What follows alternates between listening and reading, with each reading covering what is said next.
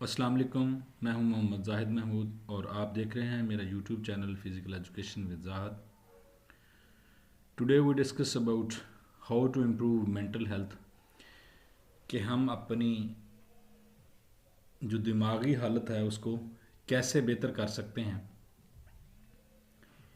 ये दुनिया का बहुत बड़ा मसला है जिससे दुनिया दो चार है कि ज़हनी हालत को किस तरह बेहतर किया जाए। और सबसे पहले तो ये जानना भी ज़रूरी है कि आपकी ज़हनी हालत की ख़राबी की वजह क्या है, ऐसा क्यों है, और फिर उसके बाद उसका कोई तदारक किया जा सकता है। तो सबसे पहले उनका जानना ज़रूरी है कि उसका सद्देबाब क्या है, फिर जो हम उसका हल बड़ी आसानी से निकाल सकते हैं। तो यहाँ कुछ चीज़ें जो डिस्कस की गई हैं कि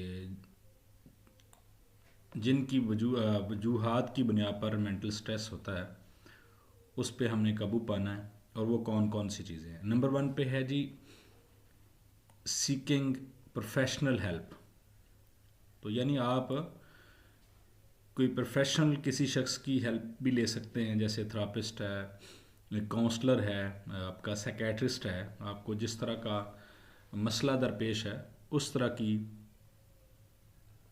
हेल्प आपको प्रोवाइड की जा सकती है।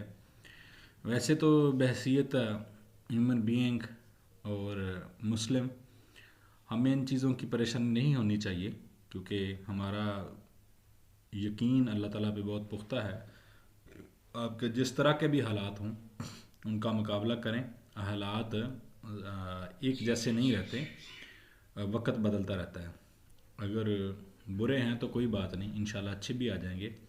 और अगर अच्छे हैं तो फिर अल्लाह ताला को याद रखें, अल्लाह ताला की रहमत रहेगी, बुरे नहीं आएंगे।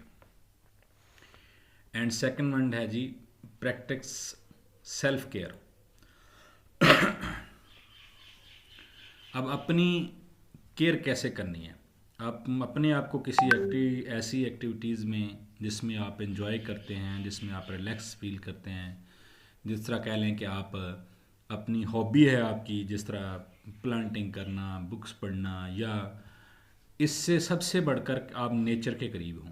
नेचर के करीब, अब अगर आप देहात में हैं तो आपको पता है वहाँ की लाइफ जो है बिल्कुल बहुत कुदरती है, यानी अगर आप खेत खलिहान की सैर के लिए जाते हैं।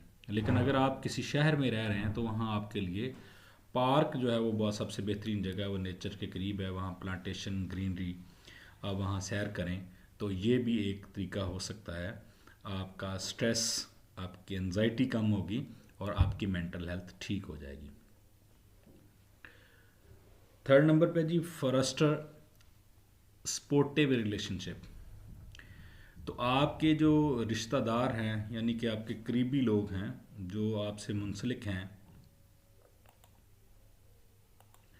जो आपके करीब तरीन हैं, यानी इसका मकसद यह है कि ऐसे लोग जिनसे आप कुछ शेयर कर सकें, जिनसे आप अपनी बात कर सकें, तो उनके साथ पॉजिटिव रिलेशनशिप आपका होना चाहिए। यानी इसका मतलब यह कि आपको तन्हा नहीं रहना चाहिए।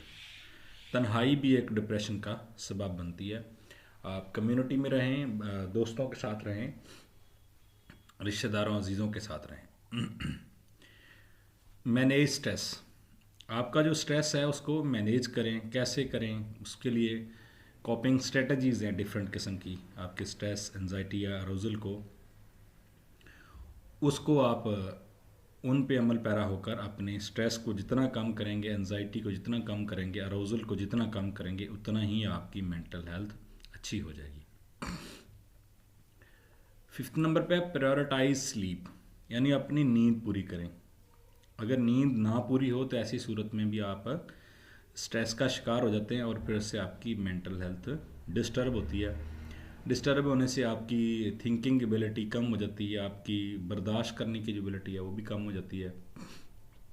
छोटी छोटी जो बात पे झगड़ना, थोड़ी सी बात भी बर्दाश्त ना होना, और आपका मूड सारा दिन ख़राब रहना, ये सारी सारी लैक ऑफ मेंटल हेल्थ की अलामतें हैं। तो इसमें आपने अपनी एक रेगुलर स्लीप लेनी है। और अपनी जो रेगुलर स्लीप से मुराद ये है कि आप 6 से 8 घंटे नींद लें, जो कि ईशा की नमाज के बाद से लेकर फजर की नमाज तक का दौरानिया जो सबसे बेहतरीन ईद का दौरानिया है, नींद का दौरानिया है। अब ये होता क्यों कि अगर आप यही नींद आप दिन के वक्त लेंगे तो आपकी सेहत उतनी अच्छी नहीं होगी। उसकी बड़ी वजह यह है कि सूरज के गुरूब होने से 4-5 घंटे बाद कह लें, या बिल्कुल जैसे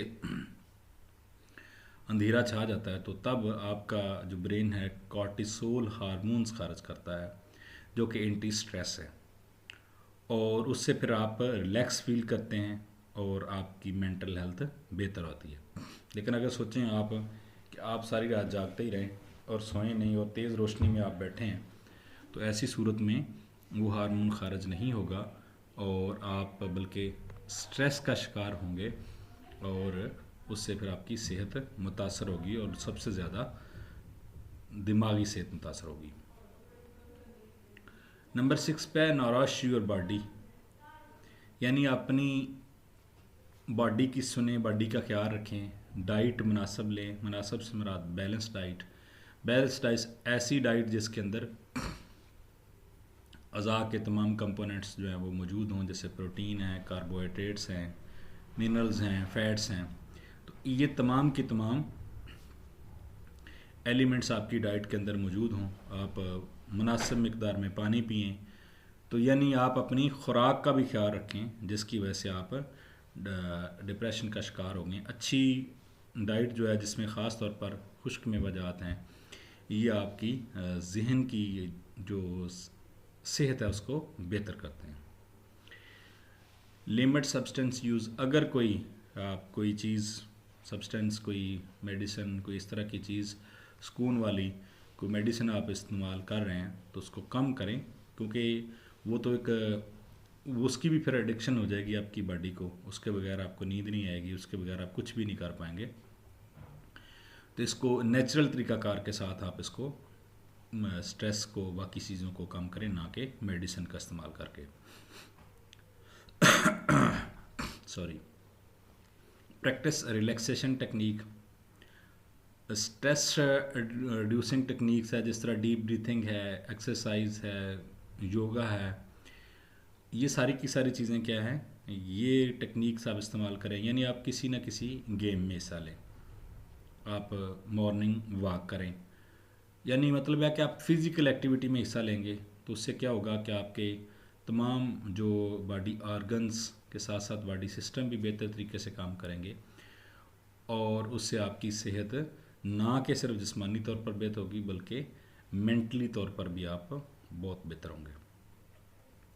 हाँ, यही चीज़ आ गई पॉइंट नंबर 9 में कि इंगेज इन फिज़िकल एक्टिविटी। अपने आप को किसी न किसी एंजाइटी में इंगेज करें, जिससे कि आपकी एंजाइटी और डिप्रेशन के जो सिम्टम्स हैं वो कम होना शुरू हो जाएंगे। एक्टिविटीज़ आप इंजॉय करेंगे, इस तरह के आप वॉकिंग की कर सकते हैं, डांसिंग कर सकते हैं, स्विमिंग, साइकिलिंग, सो ऑन, कोई भी आप फिज़िकल एक्टिविटी कर सकते हैं। चेंज नेगेटिव थिंकिंग, ये सबसे पहली बात जो मैंने की थी बीइंग ए मुस्लिम। तो अपने अंदर जो नेगेटिव थिंकिंग है उसको ख़त्म करें। मैं हमेशा कहता हूँ कि always B positive, work hard and believe in God, कि हमेशा मेहनत करें और अल्लाह पे यकीन रखें। तो फिर जो ज़िंदगी के हालात जिस तरह के भी हैं, ये बात ज़हन में रखिएगा कि हर शख्स दूसरे से डिफरेंट है। ऐसा नहीं हो सकता कि आप ख़ुद को किसी दूसरे से कंपेयर कर रहे हो। तो बहुत सारी ऐसी चीज़ें हैं जो उसके पास नहीं है वो आपके पास है, और बहुत सारी ऐसी चीज़ें जो आपके पास है वो किसी और के पास नहीं है। तो ये तो अल्लाह ताला की तकसीम है, क्योंकि मेंटल हेल्थ जो है इसमें मोस्टली चीज़ें जो है हमारी, इनका तल्लक हमारी साइकोलॉजिकल वेल बीइंग से, हमारी साइकी से है, हमारे सोचने से, हमारे परेशान होने से। डिप्रेशन है, एंजाइटी है, अराउजल है, कुछ परेशानियाँ ऐसी हैं, ज़ाहिर सी बात है, जिनको इंसान ख़त्म नहीं कर सकता, लेकिन एक अच्छी सोच के साथ उनको मिनिमाइज़ किया जा सकता है, और वक्त के साथ साथ ये जो बड़ी से बड़ी परेशानी है वो भी ख़त्म हो जाती है। तो इसलिए अपने अंदर चैलेंजिंग जो है, नेगेटिव थिंकिंग जो है उसको ख़त्म करें। नेगेटिव थिंकिंग ख़त्म हो जाएगी, इट मीन्स आपने पॉजिटिव थिंकिंग को क्रिएट करना है। अच्छा सोचना है। अगर आप अच्छा सोचेंगे, अच्छा एक्ट करेंगे, और उसका आपके साथ अमल भी अच्छा ही होगा।